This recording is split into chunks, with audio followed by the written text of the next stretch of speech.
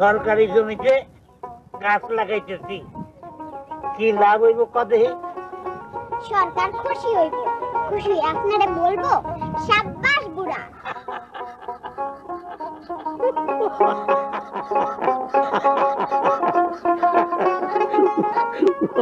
লাগো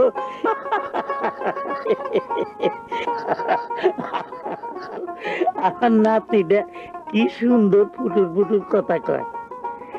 একটা জিনিস খেয়াল রাখবি, সব সময় কিছু কাজকর্ম করতে হইব নিজের জন্য না, অন্যের জন্য। বুঝছাস বুঝছাস না? আসসালামু আলাইকুম। ওয়ালাইকুম। ওয়ালাইকুম কি পুরাটা কন কন? ওয়ালাইকুম সালাম।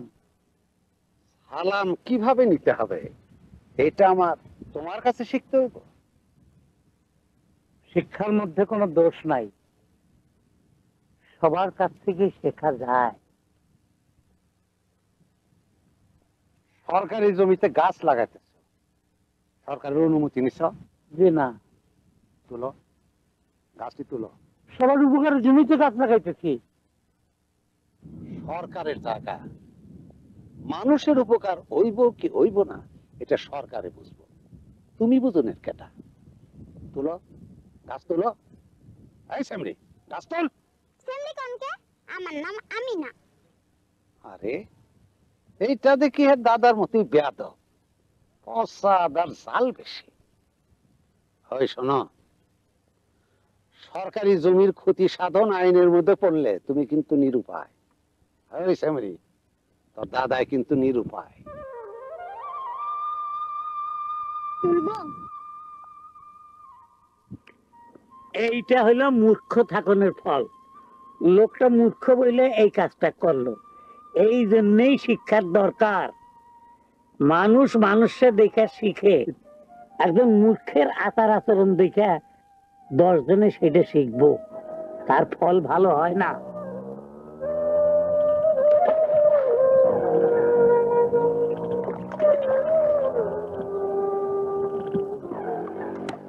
আসসালামু আলাইকুম।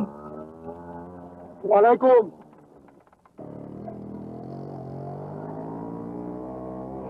ওই দেখছস, মেম্বারের লগে থেকে থেকে হ্যাঁ শিখছে ওয়ালাইকুম।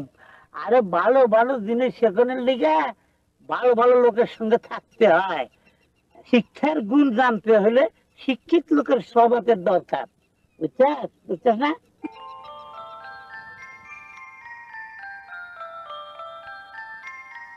একজন জ্ঞানী মানুষ আসতেছে, ওনারে জিজ্ঞামু ওই গাছ লাগানোর বিষয়টা। মানুষটা বিড়বিড়িয়া কি কইতাছে দাদা জান?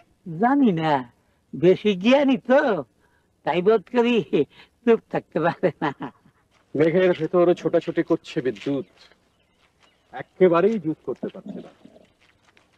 এক পাল বুনো মোষ দৌড়ে বেড়াচ্ছে হাওয়ায়, আকাশে এলোমেলো গাছের মাথা। একটা ছাতা পেলে বেরিয়ে পড়তাম।